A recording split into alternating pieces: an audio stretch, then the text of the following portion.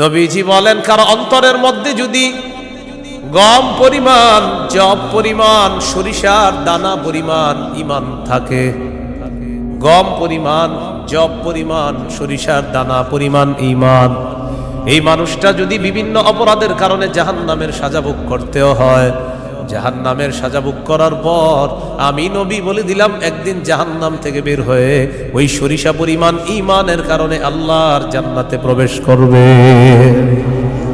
খাঁটি ইমান, বিশুদ্ধ ইমান, এটার মধ্যে কোনো ঝামেলা করা যাবে না। আল্লাহ কথাগুলা বোঝার তৌফিক দান করেন। দোকানের শাটারটা লাগাইতেছেন, অর্ধেক শাটার আপনি নিছেন, মুয়াজ্জিন মসজিদের মধ্যে বলে কদ কামাতিস সালাহ, কদ কামাতিস সালাহ, নামাজ দাঁড়ায় গেছে, নামাজ দাঁড়িয়ে গেছে। এই টাইমে কাস্টমার এসে কয় 10,000 টাকার সদায় লাগবে, টেনশনে পড়ে গেলেন, নামাজ 10,000, নামাজ 10,000, নামাজ 10,000, পুরাই টেনশনে আছে। আল্লাহ তাআলা বলেন সম্পদ যেন তোমাদেরকে আল্লাহর থেকে দূরে সরায় না দেয়। নামাজ দাঁড়িয়ে গেছে, আপনি শাটারও লাগাইতেছেন নামাজে যাওয়ার জন্য, আল্লাহ তাআলা বলেন এই শোনো, সম্পদ যেন আল্লাহর থেকে দূরে সরায় না দেয়। কাস্টমার কয় 10,000, মুয়াজ্জিন কয় কদ কামাতিস সালাহ, টেনশনে পড়ে গেছে, কি করব? সূরা তাহার 132 নম্বর আয়াতে আল্লাহ বলেন লা নাসআলুকা রিজকা নাহনু নারযুকুকা, নবী আপনার কাছে আমি রিজিক চাই না, আমি আপনারে রিজিক দেই। পরিবারকে নামাজের কথা বলেন, নিজে নামাজ পড়েন। নামাজের পর আল্লাহ তাআলা রিজিকের কথা কেন বললেন? কারণ রিজিকের টেনশনে মানুষ নামাজ থেকে দূরে থাকে। আল্লাহ বলেন বান্দা তুমি নামাজে যাও, আমি তোমার থেকে রিজিক চাই না, আমি আল্লাহ তোমাকে রিজিক দিয়ে দেই।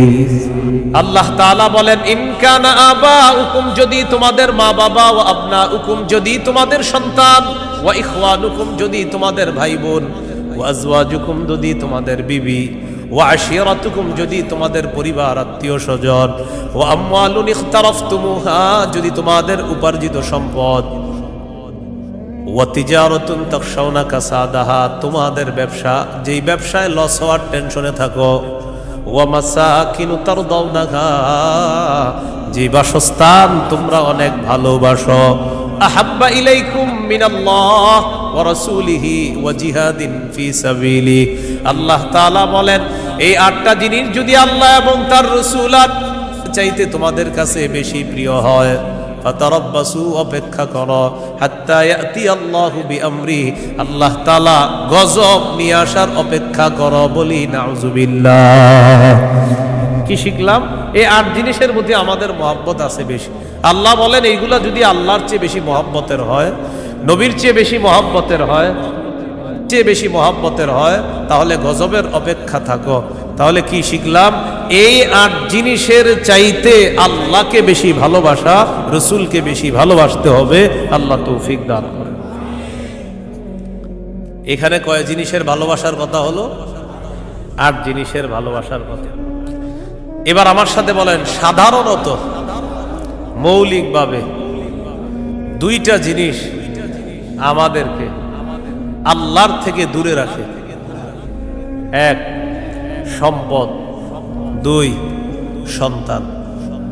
এই 2টা মৌলিকভাবে আমাদেরকে খালি আল্লাহর থেকে গাফেল করে দেয়।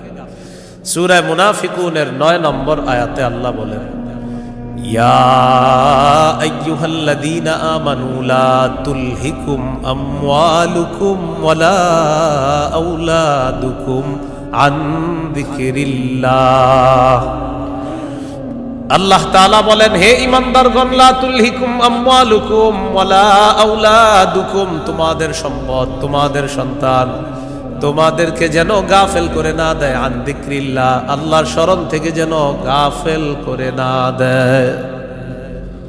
ইন্নাল্লাহু ওয়া রাসূলুহু আহাব্বা ইলাইহি মিম্মা সিওয়াহুমা وأن يحب المرء لا يحبه إلا لله وأن يكره أن يعود في الكفر كما يكره أن يقذف في النار أو كما قال عليه الصلاة والسلام اللهم صل على محمد وعلى آل محمد كما صليت على إبراهيم وعلى آل إبراهيم إنك حميد مجيد اللهم بارك على محمد وعلى آل محمد كما باركت على إبراهيم وعلى آل إبراهيم إنك حميد مجيد اللهم إني أعوذ بك من شر لساني ومن شر سمعي ومن شر بصري ومن شر مني ভাই বক্সের আওয়াজ কমান ভাই বক্সের আওয়াজ কমান বক্সের আওয়াজ কমান জামিয়া মুহাম্মাদিয়া ইমদাদুল উলুম মাদ্রাসা গাজীপুর রওজাতুস সালিহাত মহিলা মাদ্রাসা গাজীপুরের উদ্যোগে হাফেজ ছাত্রদের পাগড়ি প্রদান উপলক্ষে ষষ্ঠ বার্ষিক ইসলামী মহাসম্মেলনের গুরুত্বপূর্ণ আলোচনা পেশ করবেন আল্লামা মুফতি মিজানুর রহমান সাঈদ, প্রতিষ্ঠাতা পরিচালক শায়েখ Zakaria Islamic research centre Dhaka, প্রধান পৃষ্ঠপোষক অত্র জামিয়া। আল্লামা মুফতি আজিম উদ্দিন দামাত বরকাতুহুল আলিয়া, শাইখুল হাদিস, জামিয়া নুরিয়া, কামরাঙ্গীরচর, ঢাকা।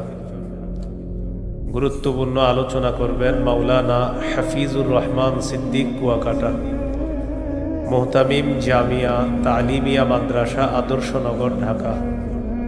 মুফতি আব্দুল হালিম, মুফাসসিরে কোরআন, খুলনা। মুফতি উবাইদুল্লাহ বিন সাঈদ, ইমাম ও খতিব, 22 মাইল কেন্দ্রীয় জামে মসজিদ, কোনাবাড়ি, গাজীপুর। উপস্থিত হযরত উলামায়ে কেরাম, মুসলমান ভাইয়েরা, আল্লাহ তাআলার দরবারে শুকরিয়া আদায় করছি। ভাই আওয়াজ বাড়ায় না, এক তো বক্সের আওয়াজ কমানোর পরে মাইক বাড়াইছেন, আবার বাড়ায় না, কমান, আওয়াজ কমান, পরে বাড়ায়, আমার সময় যত পারেন কমান, আরো কমায় দিবেন। উপস্থিত হযরত, ঠিক আছে এবার, উপস্থিত হযরত উলামায়ে কেরাম, মুসলমান ভাইয়েরা, আল্লাহ তাআলার দরবারে শুকরিয়া আদায় করছি। আল্লাহ আমাদেরকে এই মাহফিলে উপস্থিত হওয়ার তৌফিক দান করেছেন, বলি আলহামদুলিল্লাহ। আমি আপনাদের সামনে সূরাতুল বাকারার 256 নম্বর আয়াতে কারিমা থেকে কয়েকটি আয়াত তেলাওয়াত করলাম।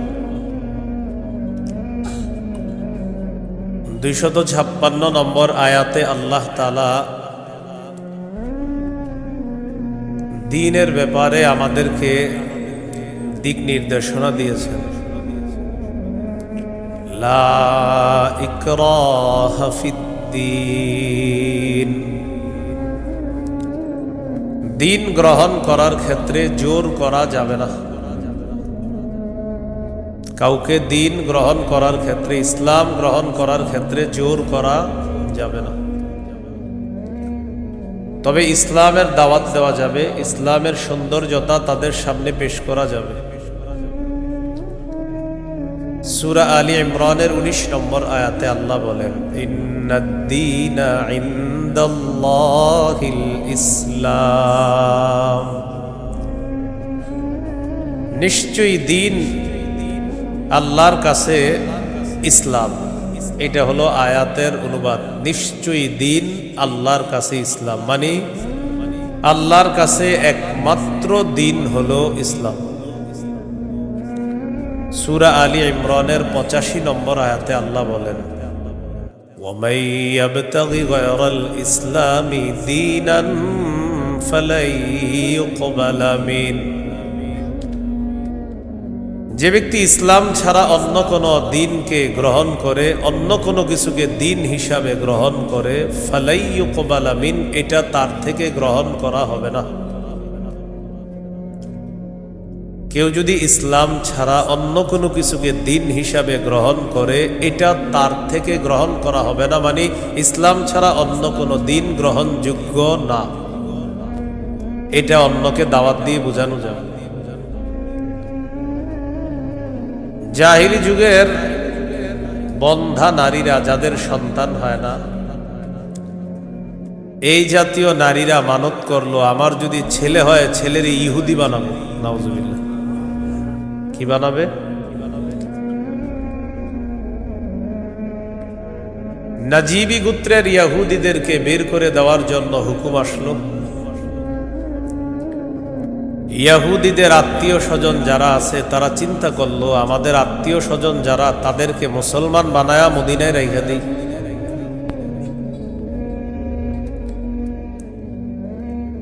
হুসাইন আল আনসার নামে নবীর একজন সাহাবী, তিনি রাসূল সাল্লাল্লাহু আলাইহি সাল্লামের কাছে গেলেন, গিয়ে বললেন, ইয়া রাসূলুল্লাহ, আমার দুজন পুত্র সন্তান খ্রিস্টান, আমি তাদেরকে যদি জোর করে মুসলমান বানিয়ে মদিনায় রেখে দিই। বাবা মুসলমান, সন্তান খ্রিস্টান। রাসূলুল্লাহ সাল্লাল্লাহু আলাইহি সাল্লামকে বললেন, আমি আমার দুই পুত্রকে যদি জোর করে মুসলমান বানিয়ে রেখে দেই, তখন আল্লাহ তাআলা সূরা বাকারার 256 নম্বর আয়াত নাজিল করলেন, লা ইকরাহা ফিদ্দীন। ইসলাম গ্রহণ করার ক্ষেত্রে জোর করা যাবে না। কদ তাবায়্যানার রুশদু মিনাল গাই। হেদায়েত স্পষ্ট হয়ে গিয়েছে গুমরাহি থেকে, পথভ্রষ্টতা থেকে। কোনটা হেদায়েত, কোনটা গুমরাহি, এটা মানুষের কাছে স্পষ্ট। এই কথা আল্লাহ কেন বললেন? হেদায়েত মানুষের সামনে এখন স্পষ্ট, এখন যদি মানুষ গ্রহণ না করে, এটা তার হতভাগা হওয়ার লক্ষণ। যদি সে গ্রহণ করে, এটা তার সৌভাগ্য, সে একজন সৌভাগ্যবান। সে সৌভাগ্যবান হওয়ার লক্ষণ হবে যদি হেদায়েত গ্রহণ করে। জোর করে বলা যাবে না তুমি মুসলমান হতেই হবে। ফামান ইয়াকফুর বিত-তাগুতি ওয়া ইউমিন বিল্লাহ ফাকাদ ইসতামসাকা বিল উরওয়াতিল ওয়াসকা লা ইনফিসামা লাহা। হেদায়েত স্পষ্ট হয়ে যাওয়ার পরেও যারা তাগুতকে অস্বীকার করবে, আল্লাহকে যারা বিশ্বাস করবে, হেদায়েত আর গোমরাহি দুইটা স্পষ্ট হয়ে যাওয়ার পর যারা তাগুতকে অস্বীকার করবে তথা পথভ্রষ্টতাকে বর্জন করবে, ওয়া ইউমিন বিল্লাহ, আর যারা আল্লাহকে বিশ্বাস করবে, ফাকাদ ইসতামসাকা বিল উরওয়াতিল ওয়াসকা, সে এমন এক মজবুত হাতলকে আঁকড়ে ধরলো, লা ইনফিসামা লাহা, যেই মজবুত হাতল কখনো ছুটে যাওয়ার সম্ভাবনা নাই। এমন এক মজবুত হাতল, যেই মজবুত হাতল তাকে জান্নাতে পৌঁছায় দিয়েছে। এটা হলো তাওহীদ। বলেন, এটা কি? তাওহীদ। তাগুত দ্বারা উদ্দেশ্য হলো যত সীমা লঙ্ঘনকারী আছে সবাই। আল্লাহ তাআলা বলেন, ফামান ইয়াকফুর বিত-তাগুতি ওয়া ইউমিন বিল্লাহ, যারা তাগুতকে অস্বীকার করবে আর আল্লাহকে বিশ্বাস করবে, ফাকাদ ইসতামসাকা বিল উরওয়াতিল ওয়াসকা লা ইনফিসামা লাহা, তারা এমন এক মজবুত হাতল আঁকড়ে ধরলো যেটা ছুটে যাওয়ার সম্ভাবনা নাই, বিচ্ছিন্ন হওয়ার সম্ভাবনা নাই। এই মজবুত হাতলের নাম হলো তাওহীদ, আল্লাহর একত্ববাদ স্বীকার করা। তাওহীদের মৌলিক 4টি শর্ত। প্রিয় ভাইয়েরা, কয় শর্ত? 1 নম্বর, আল্লাহ ছাড়া কোনো ইলাহ নাই এই বিশ্বাস নিয়ে মৃত্যুবরণ করা। 2 নম্বর, আল্লাহ ছাড়া কোনো ইলাহ নাই এই কথা মুখে বলবো, পাশাপাশি এই কথায় সামান্যতম সন্দেহ করা যাবে না। 3 নম্বর, আল্লাহ ছাড়া কোনো ইলাহ নাই মুখে বলার পাশাপাশি অন্তরে বিশ্বাস করা। 4 নম্বর, সবচাইতে বেশি আল্লাহকে ভালোবাসা। এই হলো তাওহীদের 4 শর্ত। তাওহীদের কয় শর্ত?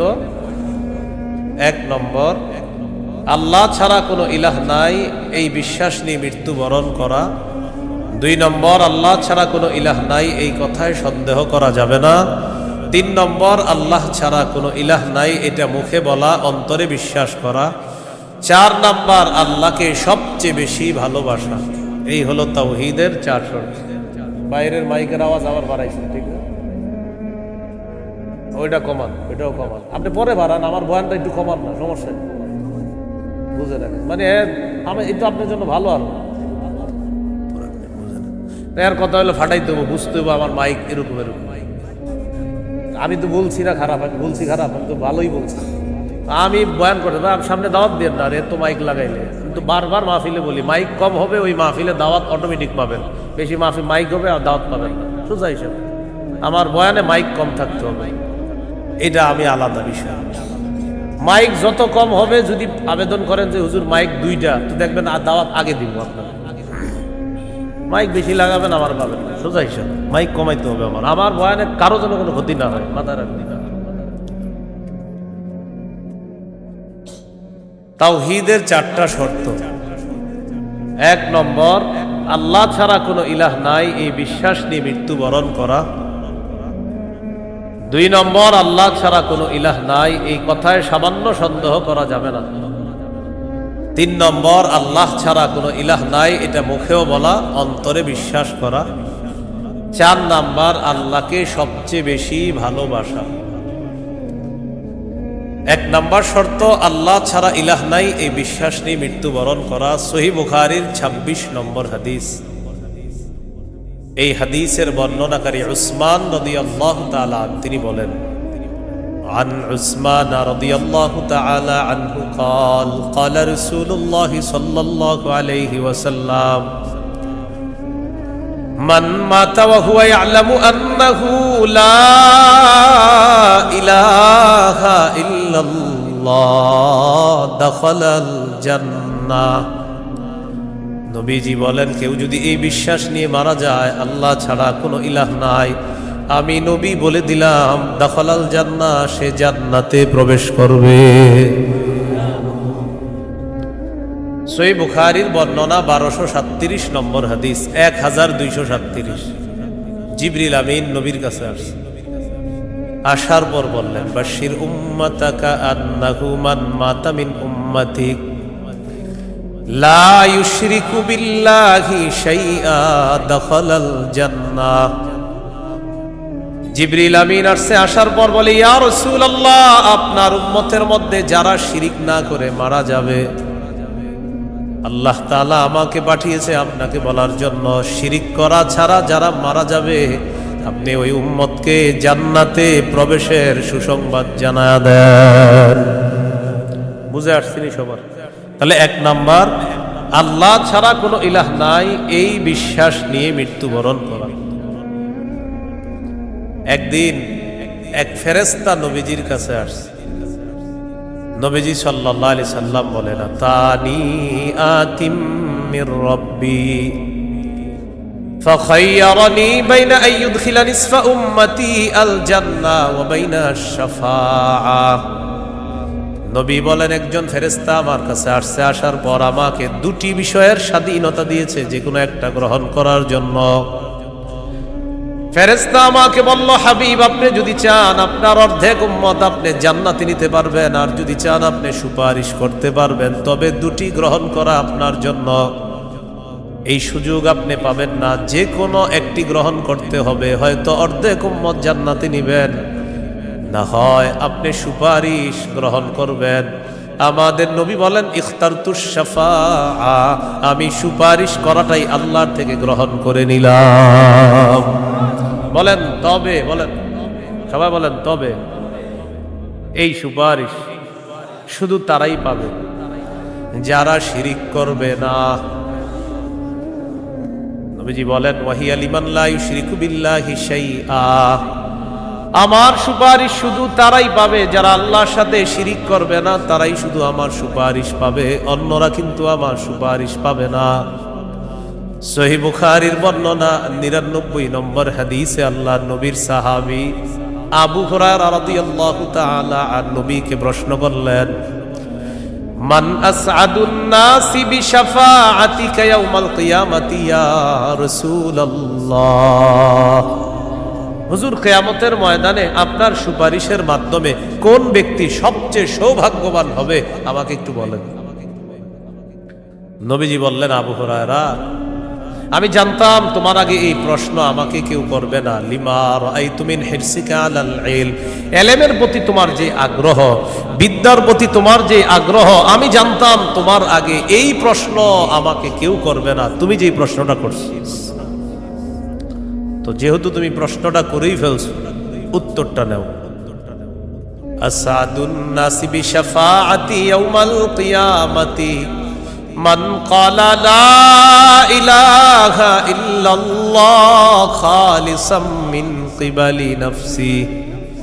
কোন ব্যক্তি যদি দিল থেকে বলে লা ইলাহা ইল্লাল্লাহ আর এই বিশ্বাস নিয়ে যদি মারা যায়, কিয়ামতের ময়দানে আমার সুপারিশের মাধ্যমে এই ব্যক্তি সবচাইতে সৌভাগ্যবান বান্দা হয়ে যাবে। কি শিখলাম বলেন? লা ইলাহা ইল্লাল্লাহ। তিরমিজির বর্ণনা ৩৫৯২ নম্বর হাদিস। ক্বালা রাসূলুল্লাহ সাল্লাল্লাহু আলাইহি ওয়াসাল্লাম, মা আবদুন ক্বালা লা ইলাহা ইল্লাল্লাহ মুখলিসান কাত্তু ইল্লা ফুতিহাত লাহু আবওয়াবুস সামাই হাত্তা তুফজিয়া ইলাল আরশ। নবীজি বলেন, কোন বান্দা যদি একবার ইখলাসের সাথে লা ইলাহা ইল্লাল্লাহ পাঠ করে, আল্লাহর আসমানের সবগুলা দরজা খুলে দেওয়া হয়, তার লা ইলাহা ইল্লাল্লাহ যেন আরশ পর্যন্ত পৌঁছে যায়। তাওহীদের কয় শর্ত ভুলে গেছে? কয় শর্ত? ১ নম্বর, আল্লাহ ছাড়া ইলাহ নাই, এই বিশ্বাস নিয়ে মরতে হবে। ২ নম্বর, আল্লাহ ছাড়া কোনো ইলাহ নাই, এই কথায় সামান্য সন্দেহ করা যাবে না। সূরা হুজুরাতের ১৫ নম্বর আয়াতে আল্লাহ বলেন, ইন্নামাল মুমিনুনা আল্লাযীনা আমানু বিল্লাহি ওয়া রাসূলিহি সুম্মা লাম ইয়ারতাবু وجاهدوا بأموالهم وأنفسهم في سبيل الله أولئك هم الصادقون। আল্লাহ তাআলা বলেন, প্রকৃত ঈমানদার হলো তারা যারা আল্লাহকে বিশ্বাস করে, রাসূলকে বিশ্বাস করে, সামান্য সন্দেহ করে না। ওয়াজাহাদু বিআমওয়ালিহিম ওয়া আনফুসিহিম ফি সাবিলিল্লাহ, যারা নিজেদের জান মাল নিয়ে আল্লাহর রাস্তায় লড়াই করে।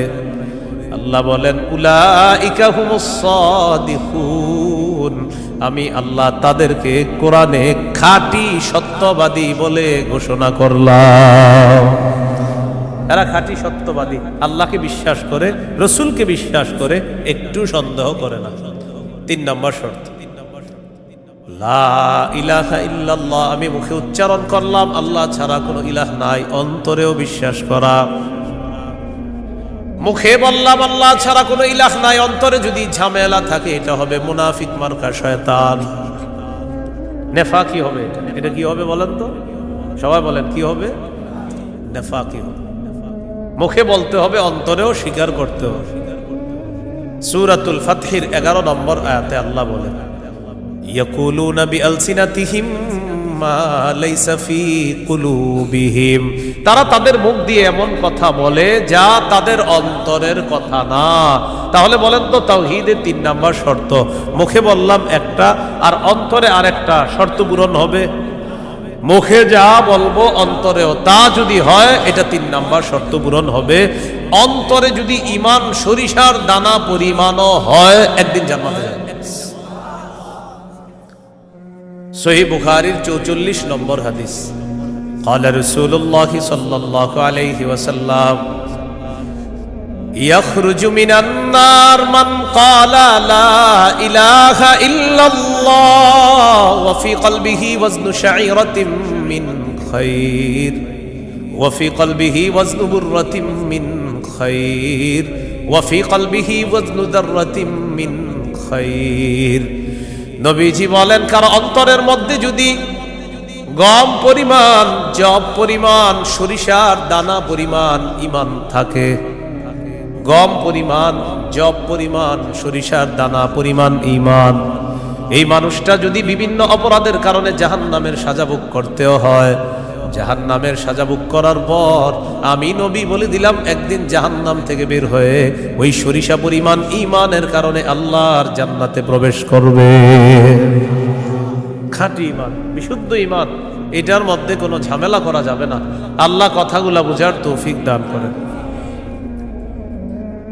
৪ নাম্বার শর্ত, সবচেয়ে বেশি আল্লাহকে ভালোবাসা। বলেন, কাকে ভালোবাসা?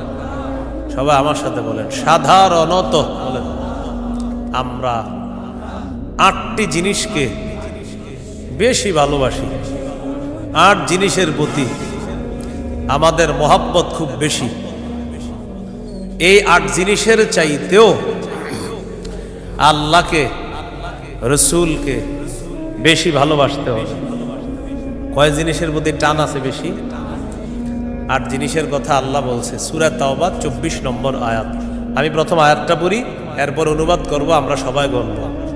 আল্লাহ তাআলা বলেন, কুল ইন কানা আবাউকুম ওয়া আবনাউকুম ওয়া ইখওয়ানুকুম ওয়া আজওয়াজুকুম ওয়া আশীরাতুকুম ওয়া আমওয়ালুন ইকতারাফতুমুহা ওয়া তিজারাতুন তাখশাউনা কাসাদাহা ওয়া মাসাকিনু তারদাউনাহা আহাব্বা ইলাইকুম মিনাল্লাহি ওয়া রাসূলিহি ওয়া জিহাদিন ফি সাবিলিহি ফাতারাব্বাসু হাত্তা ইয়াতিয়াল্লাহু বিআমরি। কত?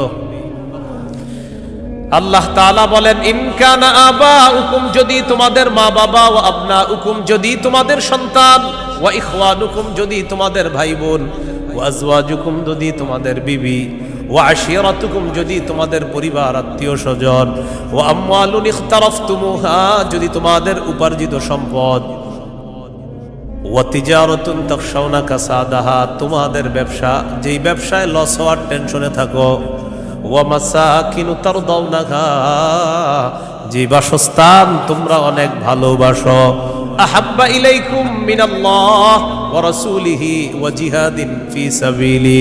আল্লাহ তাআলা বলেন, এই ৮টা জিনিস যদি আল্লাহ এবং তার রাসূল আর চাইতে তোমাদের কাছে বেশি প্রিয় হয়, ফাতারাব্বাসু, অপেক্ষা করো, হাত্তা ইয়াতিয়াল্লাহু বিআমরি, আল্লাহ তাআলা গজব নিয়ে আসার অপেক্ষা করো। বলি নাউযুবিল্লাহ। কি শিখলাম? এই ৮ জিনিসের প্রতি আমাদের মহব্বত আছে বেশি। আল্লাহ বলেন, এইগুলা যদি আল্লাহর চেয়ে বেশি মহব্বতের হয়, নবীর চেয়ে বেশি মহব্বতের হয়, বেশি মহব্বতের হয়, তাহলে গজবের অপেক্ষা থাকো। তাহলে কি শিখলাম? এই ৮ জিনিসের চাইতে আল্লাহকে বেশি ভালোবাসা, রসুলকে বেশি ভালোবাসতে হবে। আল্লাহ তৌফিক দান করে। এখানে কয় জিনিসের ভালোবাসার কথা হলো? ৮ জিনিসের ভালোবাসার কথা। এবার আমার সাথে বলেন, সাধারণত মৌলিকভাবে 2টা জিনিস আমাদেরকে আল্লাহর থেকে দূরে রাখে। ১, সম্পদ, ২, সন্তান। এই 2টা মৌলিকভাবে আমাদেরকে খালি আল্লাহর থেকে গাফেল করে দেয়। সূরা মুনাফিকুনের ৯ নম্বর আয়াতে আল্লাহ বলেন, ইয়া আইয়ুহাল্লাযীনা আমানু লা তুলহিকুম আমওয়ালুকুম ওয়ালা আওলাদুকুম আন যিকরিল্লাহ। আল্লাহ তাআলা বলেন, হে ঈমানদারগণ, লা তুলহিকুম আমওয়ালুকুম ওয়ালা আওলাদুকুম, তোমাদের সম্পদ, তোমাদের সন্তান তোমাদেরকে যেন গাফেল করে না দেয়, আন যিকরিল্লাহ, আল্লাহর স্মরণ থেকে যেন গাফেল করে না দেয়। দোকানের শাটারটা লাগাইতেছেন, অর্ধেক শাটার আপনি নিছেন, মুয়াজ্জিন মসজিদের মধ্যে বলে কদ কামাতিস সালাহ, কদ কামাতিস সালাহ, নামাজ দাঁড়ায় গেছে, নামাজ দাঁড়িয়ে গেছে। এই টাইমে কাস্টমার এসে কয় 10,000 টাকার সদায় লাগবে, টেনশনে পড়ে গেলেন, নামাজ 10,000, নামাজ 10,000, নামাজ 10,000, পুরাই টেনশনে আছে। আল্লাহ তাআলা বলেন সম্পদ যেন তোমাদেরকে আল্লাহর থেকে দূরে সরায় না দেয়। নামাজ দাঁড়িয়ে গেছে, আপনি শাটারও লাগাইতেছেন নামাজে যাওয়ার জন্য, আল্লাহ তাআলা বলেন এই শোনো, সম্পদ যেন আল্লাহর থেকে দূরে সরায় না দেয়।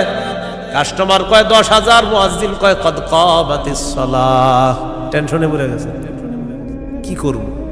সূরা তাহার 132 নম্বর আয়াতে আল্লাহ বলেন লা নাসআলুকা রিজকা নাহনু নারযুকুকা, নবী আপনার কাছে আমি রিজিক চাই না, আমি আপনারে রিজিক দেই।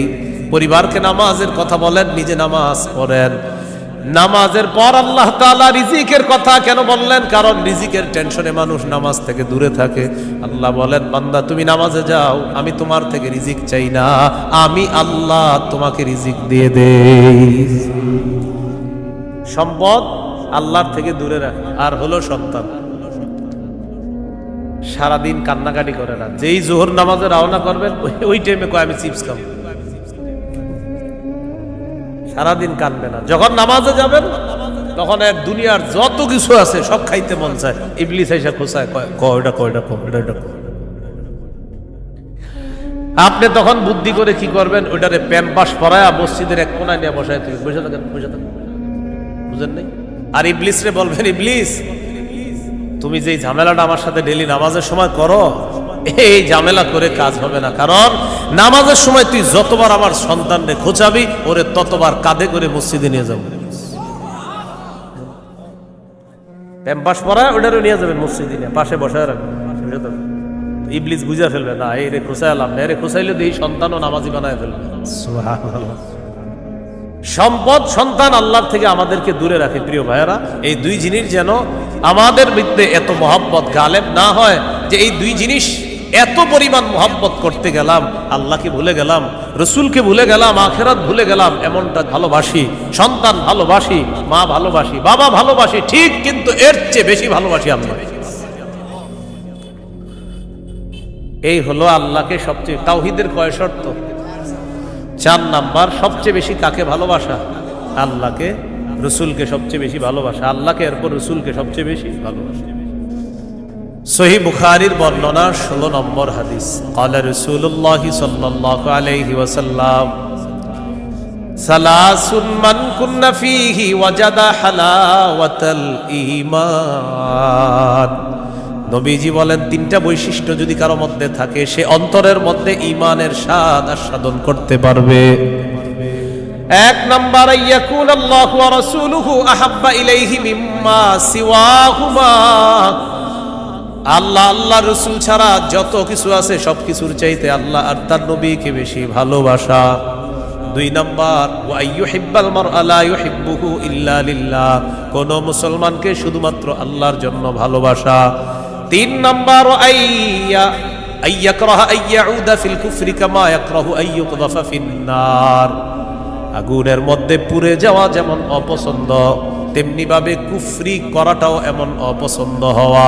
কোটি কোটি টাকা আপনার সামনে রাখা হলো আর বলা হলো আগুনে পুড়ে মারা যাও, আপনি তখন জবাব দিবেন আপনার কি মাথা খারাপ? আগুনে পুড়ে যদি আমি মারা যাই, কোটি টাকা দিয়ে আমি করব কি? এবার আপনাকে বলা হলো কোটি কোটি টাকা দেওয়া হবে, তুমি কুফরি করো, আপনি জবাব দিবেন কোটি টাকার বিনিময়ে যেমন দুনিয়ার আগুনে পড়তে চাই না, তেমনি ভাবে কোটি টাকার বিনিময়ে কুফরি করে জাহান্নামের আগুনেও পড়তে চাই না।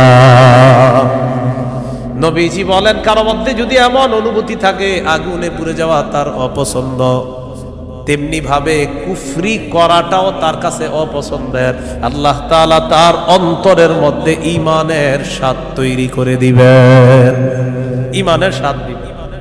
তো এই 3টার মধ্যে একটা হলো আল্লাহকে বেশি ভালোবাসা। বলেন তো তাওহীদের কয় শর্ত? এক নম্বর, আল্লাহ ছাড়া কোনো ইলাহ নাই, এই বিশ্বাস নিয়ে মৃত্যুবরণ করা। দুই নম্বর, আল্লাহ ছাড়া কোনো ইলাহ নাই, এটার মধ্যে একটুও সন্দেহ করা যাবে না। তিন নম্বর, আল্লাহ ছাড়া কোনো ইলাহ নাই, এটা মুখে বলা, অন্তরে স্বীকার করা, বিশ্বাস করা। চার নম্বর, আল্লাহকে সবচেয়ে বেশি ভালোবাসা। এই চার শর্ত পূরণ করে আমরা যেন কবরে যেতে পারি, আল্লাহ তাআলা তৌফিক দান করেন।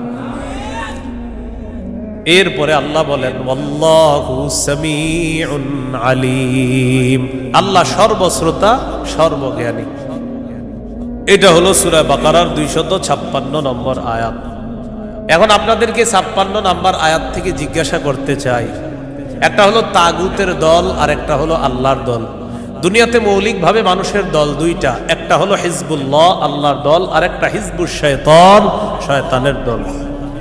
এই দুই দল মৌলিকভাবে মানুষের মধ্যে সূরা মুজাদালায় দুই দলের কথা আছে। তো এই দুই দলের মধ্যে আমরা কার দলে থাকবো? আল্লাহর দলে না শয়তানের দলে? আল্লাহর দলে আমরা যারা থাকবো, আল্লাহ আমাদের অভিভাবক হয়ে যাবে।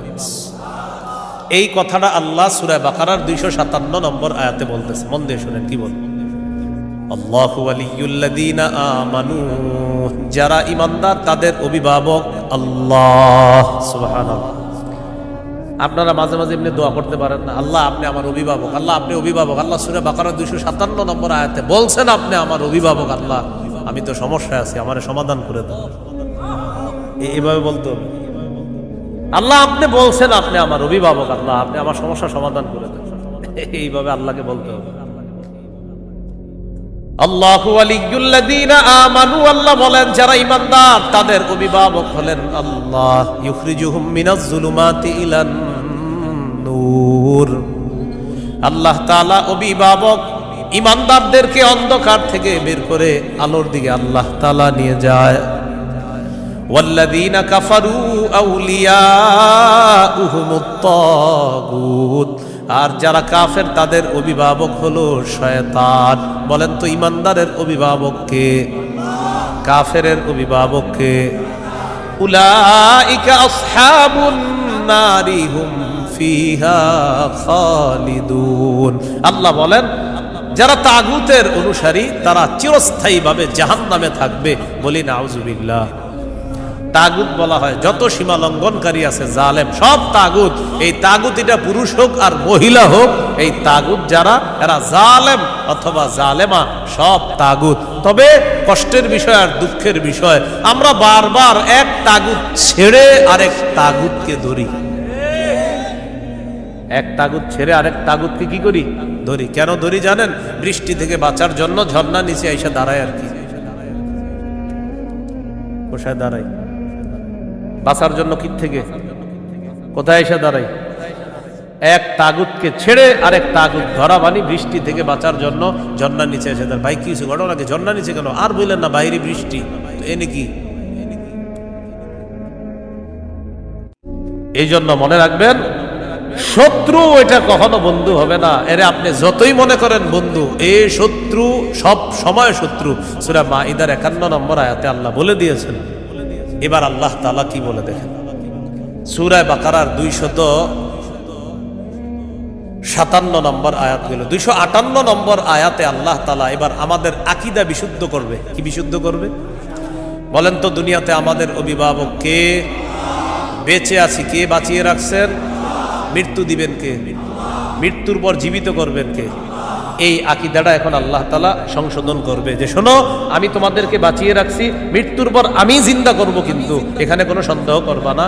এই আকীদা 258, 259, 260 এই 3 আয়াতের মধ্যে আল্লাহ আমাদেরকে আকীদা দিয়ে দিবেন, দুনিয়াতে যেমন তোমাদেরকে রাখছি আমি, আখিরাতেও তোমাদেরকে আবার পুনরুত্থান করব, এই ক্ষমতাও আমি আল্লাহ। সূরা বাকারা 258, 259, 260 দেখেন কি বলে।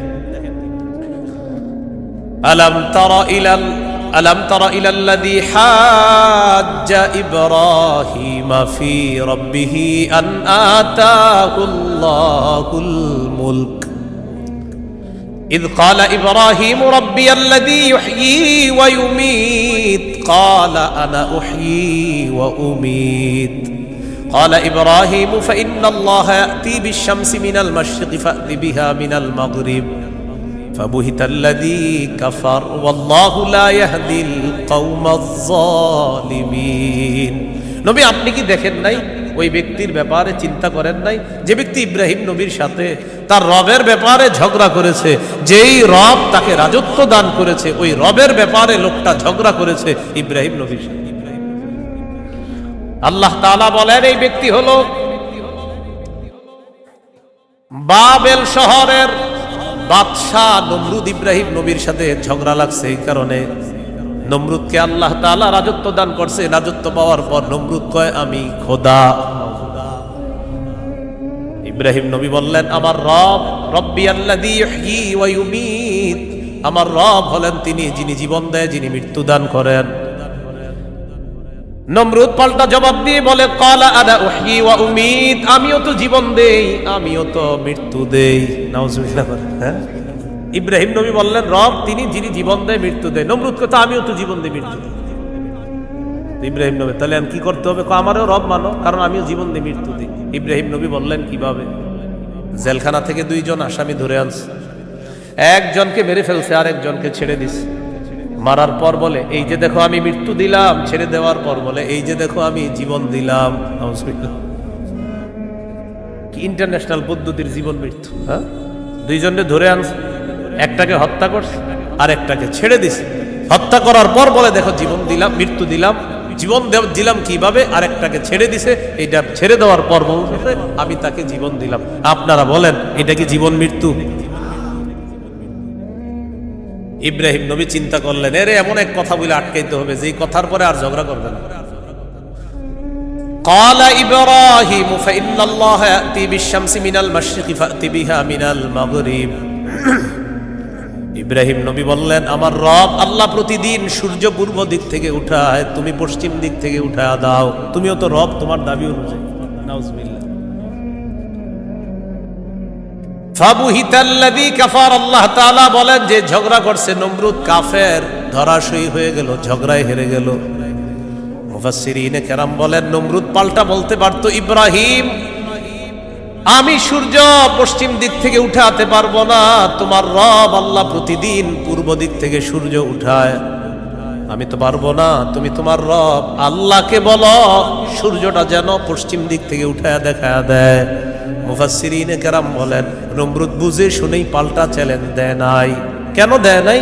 নমরুদ কিন্তু চ্যালেঞ্জ দিতে পারতো পাল্টা, ইব্রাহিম তুমি আমারে বললা আমি যেন সূর্য পশ্চিম দিক থেকে উঠাই, তোমার রব যেহেতু পূর্ব দিক থেকে উঠায়, তো পাল্টা প্রশ্ন করতে পারতো নমরুদ ইব্রাহিম আমি তো পারলাম না, তোমার রব আল্লাহকে বলো আল্লাহ যেন সূর্যটা পশ্চিম দিক থেকে উঠায় দেখায়। মুফাসসিরিনে কেরাম বলে নমরুদ এটা বুঝে শুনেই পাল্টা প্রশ্ন করে নাই, কারণ নমরুদ জানে এই প্রশ্ন করলে ইব্রাহিম চ্যালেঞ্জ গ্রহণ করবে, আল্লাহকে বলবে আল্লাহ সাথে সাথে সূর্য পশ্চিম দিক থেকে উঠায় দেখায়। আর এটা যদি করে ফেলে নমরুদের দল ছোট হয়ে যাবে, হালকা হয়ে যাবে। এই জন্য নমরুদ আর পাল্টা চ্যালেঞ্জ দেয় নাই। বলেন তো নমরুদকে রাজত্ব দিয়েছিল কে? দেওয়ার পর বলে আমি খোদা। কি বলে? আমি খোদা। এই জন্য প্রিয় ভাইয়েরা সামনের দিকে যাদেরকে আমরা শাসন ক্ষমতায় বসাবো, যাদেরকে আমরা দায়িত্ব দিব, বুঝে শুনে দায়িত্ব দিতে হবে। কি শুনে? বলেন আমার সাথে প্রতিদিন 2 রাকাত অতিরিক্ত নফল নামাজ পড়ব, পড়ার পর 3টা দোয়া করব।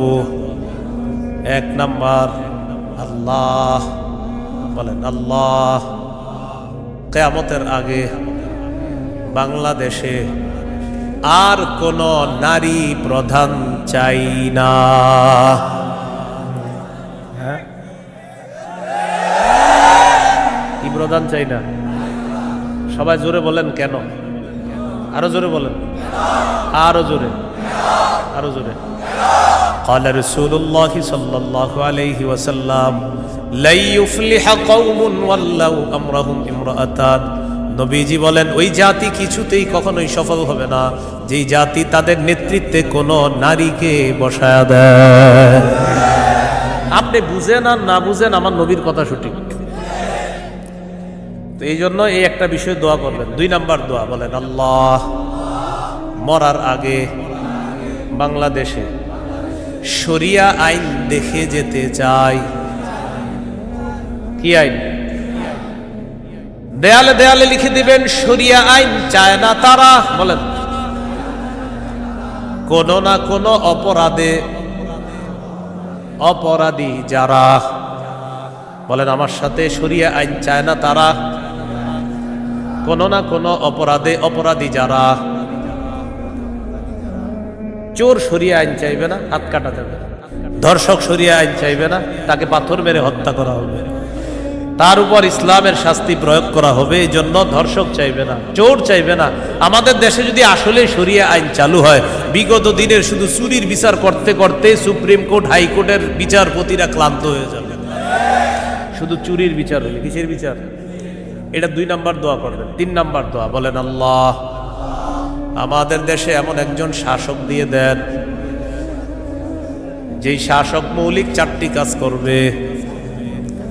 1 নাম্বার নামাজ কায়েম করবে, 2 নাম্বার যাকাত প্রতিষ্ঠিত করবে, 3 নাম্বার সৎ কাজের আদেশ করবে, 4 নাম্বার অসৎ কাজের নিষেধ করবে। সবাই বলেন দলিল, বলেন দলিল। সূরা হজ 41 নম্বর আয়াত। কোন সূরা? কত নম্বর আয়াত? এই আয়াতে আল্লাহ বলেন, আল্লাযীনা ইম্মাক্কান্নাহুম ফিল আরদি আকামুস সালাহ ওয়া আতাউয যাকাতা ওয়া আমারু বিল মারুফি ওয়া নাহাউ আনিল মুনকার। আল্লাহ তাআলা বলেন, আমি যাদেরকে দুনিয়ার শাসন ক্ষমতায় বসাই তাদের মৌলিক কাজ হবে 4টা। 1 নাম্বার আকামুস সালাহ, তারা রাষ্ট্রীয়ভাবে নামাজ কায়েম করতে হবে। রাষ্ট্রের প্রত্যেকটা নাগরিক যেন নামাজ পড়ে, এই দায়িত্ব পালন করতে হবে। 2 নাম্বার ওয়া আতাউয যাকাত, যাকাতের বিধান রাষ্ট্রীয়ভাবে চালু করতে হবে। আমাদের দেশে যদি রাষ্ট্রীয়ভাবে যাকাতের বিধান চালু হয়ে যায়, আর সব ধনীরা যদি 1 বছর যাকাত আদায় করে, কয় বছর? ওই বছর সুদ বলবে, যাকাত তুমি ভালো থেকো, আমি সুদ বিদায় নেই। কয় বছর? 1 বছর যদি যাকাত যারা দেয়, এরা যদি দেয়, সুদ বলবে, যাকাত তুমি থাকো, আমি চলে যাই, কারণ আমার আর থাকার জায়গা নাই। বলেন আমার সাথে, সুদে ফকির আরো ফকির হয়, যাকাতে ফকির আরো ধনী হয়। দলিল ইবনে মাজাহ 2279 নম্বর হাদিস। আবার বলেন, বলেন, সুদে ফকির আরো ফকির হয়, যাকাতে ফকির ধনী হয়। বলেন আমাদের এই রাষ্ট্র সুদ ভিত্তিক হওয়ার কারণে এখন আমরা সবাই মোটামুটি ভিক্ষুক। কারণ আমাদের প্রত্যেকের মাথা পিছু 1,07,000 টাকা ঋণ। তো আপনি কোথায় ধনী? সুদের শেষ পরিণতি ভিক্ষা। এটা আপনার যদি বুঝে না আসে, কিছু করার নাই। আমার নবীর কথা যেটা বলবে নবী, আজ হোক কাল হোক, সেটা ফলবেই, কোনো সন্দেহ নেই। তো আমরা দাবি করি 90% মুসলমান, এখানের অর্থ ব্যবস্থা সুদ ভিত্তিক। এই জন্য আমরা স্লোগান পাল্টাবো, বলেন দারিদ্র বিমোচনে সুদ নয় যাকাত। বলেন তো দারিদ্র বিমোচনে কি? দারিদ্র বিমোচনে সুদ নয় যাকাত। এগুলা দেয়ালে লিখে দিবেন যে দারিদ্র বিমোচনে সুদ নয় যাকাত। লিখে দিবেন দারিদ্র বিমোচনে সুদ নয় যাকাত। লিখবেন সুদে ফকির আরো ফকির হয়, যাকাতে ফকির আরো ধনী। নমরুদকে রাজত্ব দিছে আল্লাহ তাআলা, সে এখন বলে আমি খোদা। বলেন নাউজুবিল্লাহ। বলেন জীবন মৃত্যু কে দেয়? এটা হলো সূরা বাকারা 258 নম্বর আয়াত। 259 নম্বর আয়াতটা শোনার আগে আগে বুঝেন। এক ব্যক্তি এক এলাকার সামনে দিয়ে যাইতেছে, যাওয়ার সময় দেখে কি এলাকার সবগুলা ঘর বাড়ি ছাদের উপরে পড়ে রয়েছে, নিচে ছাদ, উপরে ঘর বাড়ি। আপনাদের এলাকার ছাদ কি নিচে থাকে না বাড়ির উপরে থাকে? কয়েকজন কইছে, মানে অন্যদের ঘর বাড়ির ছাদ নিচে থাকে। ঘর বাড়ির ছাদ কই থাকে? এটা প্রথমে বললেন না কেন? মানে প্রথমে কয়েকজন কইছে কয়েক উপরে, মানে অন্যদের ছাদগুলা নিচে। আপনাদের ঘর বাড়ির ছাদ কই? এই কথাটা প্রথমে বললে সমস্যা ছিল কি?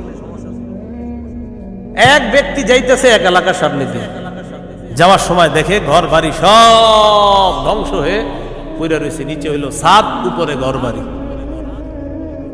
উনি এই বিষয়ে দেখা সাথে সাথে বললেন, আল্লাহু আকবার, আল্লাহ কত মহান, এদেরকে ধ্বংস করলেন আল্লাহ, আবার আল্লাহ কিভাবে জিন্দা করবে, এটা ওনার সন্দেহ না, এটা ওনার কি না সন্দেহ না, এটা উনি বিস্ময় প্রকাশ করতেছে, আল্লাহ কত মহান, আবার কিভাবে আল্লাহ জিন্দা করবে, এটা মুখ দিয়ে বলে ফেলছে। সাথে সাথে আল্লাহ তাকে মৃত্যু দিচ্ছে। 100 বছর মৃত অবস্থায় রাখছে। কয় বছর? 100 বছর মৃত অবস্থায় রাখছে।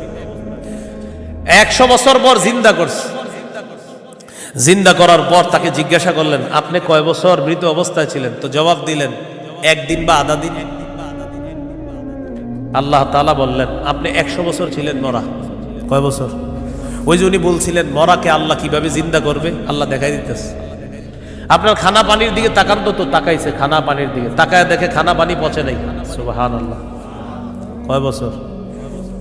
এবার আপনার গাধার দিকে তাকান তো, তাকাইছে গাধার দিকে, গাধাটার কি অবস্থা, দেখে কি গাধা পচে গলে মরে মাটির সাথে মিশে গেছে। আল্লাহ তাআলা বুঝায়, এই জন্যই তো আমি আল্লাহ।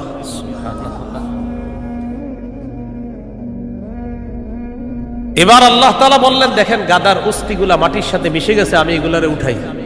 তো হাড্ডি উঠাইছে, উঠানোর পর এটার উপরে আল্লাহ গোস্তের প্রলেপ দিয়ে এটার মধ্যে প্রাণ সঞ্চার করে আবার গাধা জিন্দা করে দিচ্ছে। বলেন মৃতকে জিন্দা করে কে? এই কথাটাই আল্লাহ তাআলা বলেন, আও কাল্লাযী মাররা আলা ক্বরিয়াতিন ওয়া হিয়া খাফিয়াতুন আলা উরুশিহা। অথবা নবী আপনি কি ওই ব্যক্তির ব্যাপারে চিন্তা করেন নাই যে ব্যক্তি এক এলাকার সামনে দিয়ে গেছে, যাওয়ার সময় দেখে এলাকার সবগুলা ঘর বাড়ি ছাদের উপর পড়া, এর মানে ঘর বাড়িগুলা সব ধ্বংস। ক্বালা আন্না ইউহয়ী হাযিহিল্লাহু বা'দা মাউতিহা। তখন তিনি বললেন, আল্লাহ তাআলা কিভাবে তাদেরকে মৃত্যুর পর আবার পুনরায় জিন্দা করবেন। ফাআমাতাহুল্লাহু মিআতা আমিন। আল্লাহ তাআলা তাকে 100 বছরের জন্য মৃত্যু দিলেন। সুম্মা বাআসা, আবার তাকে জিন্দা করলেন। করার পর আল্লাহ বললেন, ক্বালা কাম লাবিস্তা, কতদিন আপনি এইভাবে মৃত অবস্থায় কাটিয়েছেন? তিনি জবাব দিলেন, লাবিস্তু ইয়াওমান আও বা'দা ইয়াওম, একদিন বা আধা দিন আমি মৃত অবস্থায় ছিলাম। কয়দিন? না আপনারা বলেন আসলে কয় বছর? আল্লাহ তাআলা বলেন, ক্বালা বাল লাবিস্তা মিআতা আমিন ফানজুর ইলা তাআমিকা ওয়া শারাবিকা লাম ইয়াতাসান্না। আপনি 100 বছর মরা ছিলেন, খানার দিকে তাকান, পানির দিকে তাকান, লাম ইয়াতাসান্না, পচে নাই। সুবহানাল্লাহ। ওয়ানজুর ইলা হিমারিকা, গাদাটার দিকে তাকান, গাদার দিকে তাকাইছে, তাকায় দেখে পচে গলে মাটির সাথে মিশে গেছে। আল্লাহ তাআলা বলেন, জানেননি কেন আপনাকে আমি মৃত্যু দিলাম, আবার 100 বছর পর আপনাকে আমি কেন জিন্দা করলাম? ওয়ালিনাজআলাকা আয়াতাল লিন্নাস, আমি আপনাকে দুনিয়ার মানুষের সামনে নিদর্শন হিসাবে রেখে দিলাম যে দেখো আমি আল্লাহ মৃতকে জিন্দা করি, এর দৃষ্টান্ত দুনিয়াতেই দেখায়া দিলাম। কয় বছর মৃত্যু রাখছে, এরপরে আল্লাহ আবার উঠেছে। এবার আল্লাহ বললেন, অনজুর ইলাল ইযামি কাইফা নুনশিজুহা, ওই যে আপনার গাদার অস্থিগুলা মাটির সাথে মিশে গেছে, দেখেন কিভাবে আমি উত্থিত করি। সুম্মা নাকসুহা লাহমা, এরপর দেখেন কিভাবে গোস্তের পোশাক হাড্ডিগুলার উপর পড়ায়া দেই। আল্লাহ গোস্তের পোশাক পড়ায়া প্রাণ সঞ্চার করে গাদা আবার জিন্দা করে। এবার তিনি বললেন, মানে কে? ওই যে যিনি বলছিলেন 100 বছর আগে আল্লাহ কিভাবে জিন্দা করবে, তখন তিনি বললেন, ক্বালা আ'লামু আন্নাল্লাহা আলা কুল্লি শাইইন কাদির। আমি বুঝতে পারছি, আমি জানি আল্লাহ সবকিছুর উপর ক্ষমতাবান। বলেন সবকিছুর উপর ক্ষমতাবান কে? 100 বছর মৃত রাইখা আবার জিন্দা করার ক্ষমতা কার? এখন আমি কি আপনাদেরকে বলছি লোকটাকে? এই লোকটাকে বলছি? বলি নাই। এলাকা কোনটা এটাও বলছি? বলি নাই। কোরআনে এলাকার নামও আসে নাই, ওই ব্যক্তির নামও আসে নাই। তবে মুফাসসিরিনে কেরাম বলেন, এই ব্যক্তি যে একজন নবী ছিলেন এতে সন্দেহ নেই। উনি একজন কি ছিলেন? নবী ছিলেন, এতে কোনো সন্দেহ নেই। এটা হলো মুফাসসিরিনে কেরামের বক্তব্য। মুআররিখিন যারা আছে, ঐতিহাসিকগণ, তারা বলেন আগে পরে গবেষণা করলে বোঝা যায় তিনি ছিলেন উযাইর আলাইহিস সালাম। কোন নবী? অথবা বলেন, অথবা আরমিয়া আলাইহিস সালাম, এটা একজন নবীর নাম। তাহলে ওই জনপদের সামনে দিয়ে যিনি গিয়েছেন তিনি একজন নবী ছিলেন, এই ব্যাপারটা স্পষ্ট। তবে তিনি কোন নবী ছিলেন, উজাইর নবী না আরমিয়া নবী, এই ব্যাপারে ঐতিহাসিকগণ বলেন তিনি হয়তো উজাইর নবী, না হয় আরমিয়া আলাইহিস সালাতু ওয়াস সালাম। এখন এলাকা এটা কোন এলাকা? ঐতিহাসিকগণ বলেন এলাকাটা বাইতুল মুকাদ্দাসের বুখতে নসর যে এলাকা দখল করেছিল, ওই বুখত নসরের এলাকাটা ইতিহাস গবেষণা করলে বোঝা যায় ওই এলাকাটা আল্লাহ ধ্বংস করার পর তখন ওই নবী এলাকার সামনে দিয়ে গিয়েছিলেন। তাহলে এলাকার নাম সরাসরি কোরআনে নাই, এলাকার নাম সরাসরি হাদিসে নাই, নবীর নাম সরাসরি কোরআনে নাই, নবীর নাম সরাসরি হাদিসে নাই। মুফাসসির এবং ঐতিহাসিকগণ গবেষণা করে বলেন আগা গোড়া এটা গবেষণা করলে বোঝা যায় নবী ছিলেন হযরত উজাইর অথবা আরমিয়া, আর এলাকাটা ছিল বাইতুল মুকাদ্দাস। এই হলো সূরা বাকারার 259 নম্বর আয়াত। সূরা বাকারার 260 নম্বর আয়াত। এই আয়াতেও আল্লাহ আমাদের আকীদা স্বচ্ছ করবে যে দেখো দুনিয়াতে আমি তোমাদেরকে জিন্দা রাখছি, আবার আমি মৃত্যু দিব, আবার তোমাদেরকে পুনরুত্থান করব, এই ক্ষমতা। বিসমিল্লাহির রহমানির রহিম। আল্লাহুম্মা লাকাল হামদু ওয়া লাকাশ শুকর।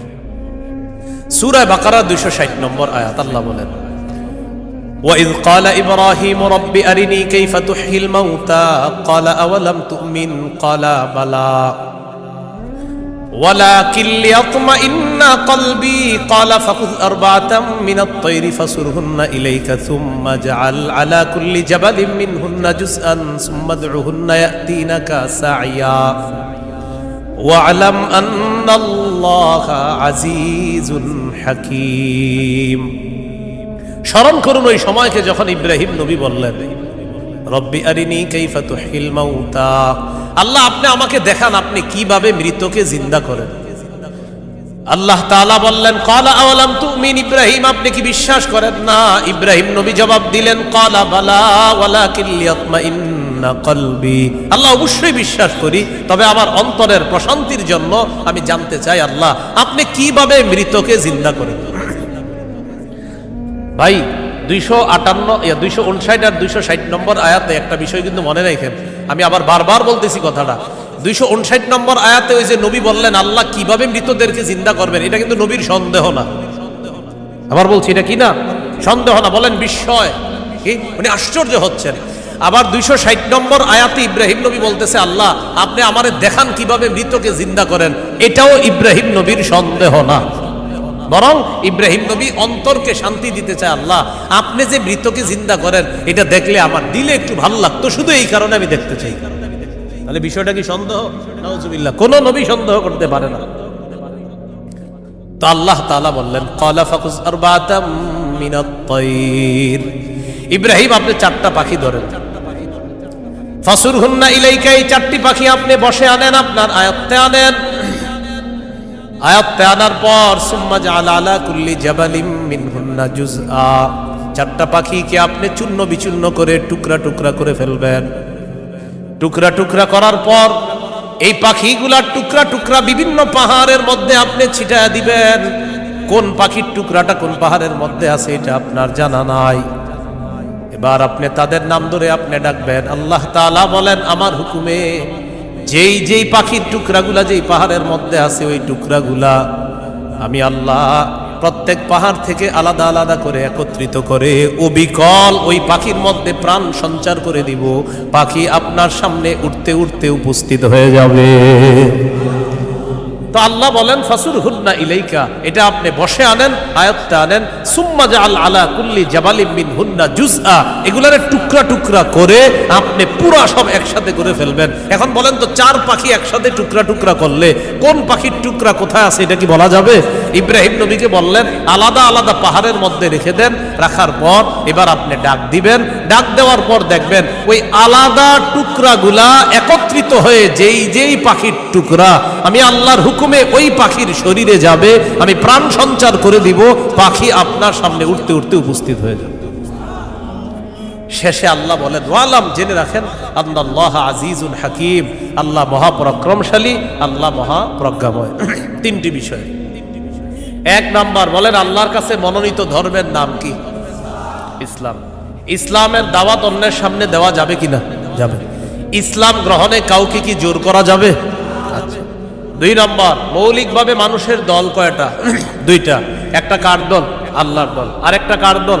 শয়তান। ইমানদারের অভিভাবক কে? কাফেরদের অভিভাবক কে? শয়তান। তিন নম্বর, আমাদেরকে দুনিয়াতে জীবিত রাখছে কে? মৃত্যু দিবে কে? মৃত্যুর পর আবার জিন্দা করবেন কে?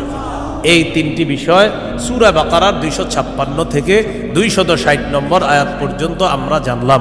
আল্লাহ তাআলা আমাদের সকলকে আকীদা বিশুদ্ধ করে স্বচ্ছ করে আমরা যেন মরা। দুই নম্বর, আল্লাহ ছাড়া কোনো ইলাহ নাই, সন্দেহ করা যাবে না। তিন নম্বর, আল্লাহ ছাড়া কোনো ইলাহ নাই এটা মুখে বলা, অন্তরে বিশ্বাস করা। চার নম্বর, আল্লাহ ছাড়া কোনো ইলাহ নাই এই কথা তখন প্রমাণ হবে যদি আমি সবচেয়ে বেশি আল্লাহকে ভালোবাসি। বলেন তো কয় জিনিসকে সাধারণত বেশি ভালোবাসি আমরা? 8 জিনিস। এই 8 জিনিস থেকেও কাকে বেশি ভালোবাসতে হবে? আল্লাহ। আল্লাহ তাআলা আমাদের সকলকে আজকের সূরা বাকারার 256 থেকে 60 নম্বর আয়াত পর্যন্ত মৌলিক মূল তিনটি কথা ছিল। এক নাম্বার, আল্লাহর কাছে মনোনীত ধর্ম ইসলাম, এটা গ্রহণ করতে হবে, বাকি গ্রহণ করার ক্ষেত্রে কাউকে জোর করা যাবে না। দুই নাম্বার, একটা শয়তানের দল, একটা আল্লাহর দল। আল্লাহর দলের অভিভাবক আল্লাহ, শয়তানের দলের অভিভাবক মানে যারা, তাদের অভিভাবক হলো শয়তান। তাগুত যারা ইহুদি খ্রিস্টান, তাদের অভিভাবক হলো শয়তান। তিন নাম্বার, আল্লাহ জীবিত রাখছে, আল্লাহ মৃত্যু দিবেন, আল্লাহ আবার জিন্দা করবেন। এই আকীদা, বিশুদ্ধ স্বচ্ছ আকীদা নিয়ে যেন আমরা কবরে যেতে পারি। আল্লাহ তাআলা তৌফিক দান করেন।